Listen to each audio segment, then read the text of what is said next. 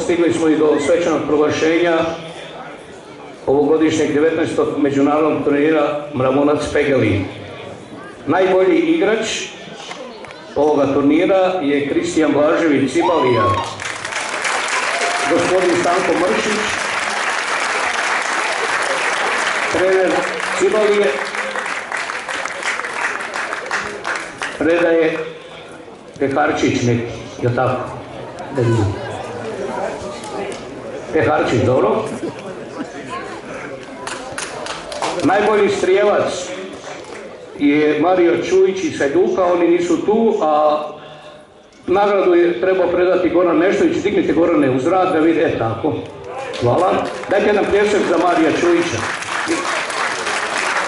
I za Goju. Goja će otići u Split, službeno putovanje, i to će obaviti 7 dana odmora, malo i tako.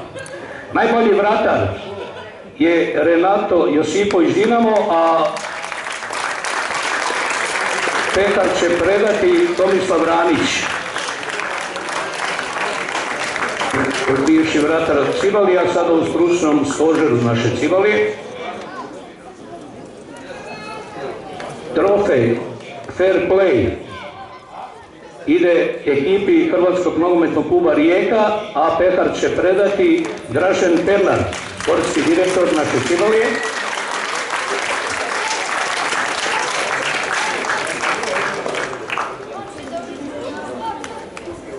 Treće mjesto osvojila je ekipa isto Dinama, a pehar će predati također Dražen Pernar, pa molim predstavnika Dinama, dođite.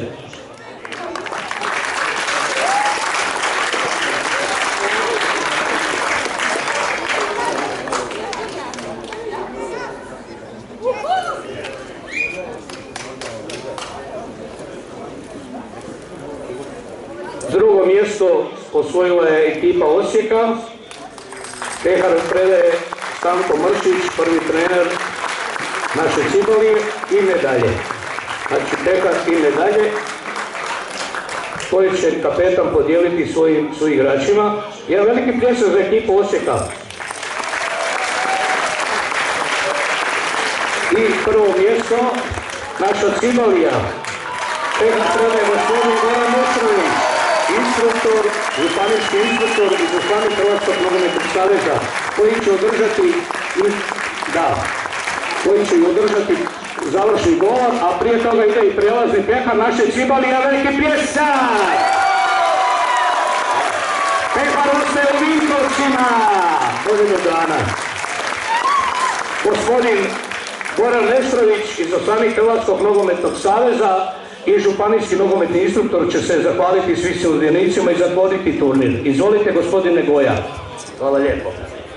Evo, zahvaljujem se svim gledateljima koji su došli u ovolikom broju, u svakom slučaju lijepo to vidjeti, svim sudionicima, a ispred Hrvatskog nogometnog saveza posebne pozdrave imate od glavnog instruktora gospodina Ivana Bedija, te glavnog direktora svih reprezentacija, gospodina Romea Joza, kojima sam se danas i čuo na telefon, i imaju sve informacije normalno što se dešava na turniru.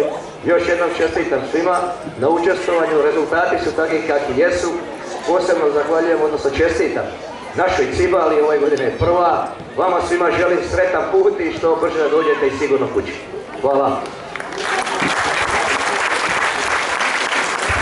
Još jedan veliki pljesak za sve sudionike i vidimo se na godinu. Hvala i doviđenja, sretan put svima.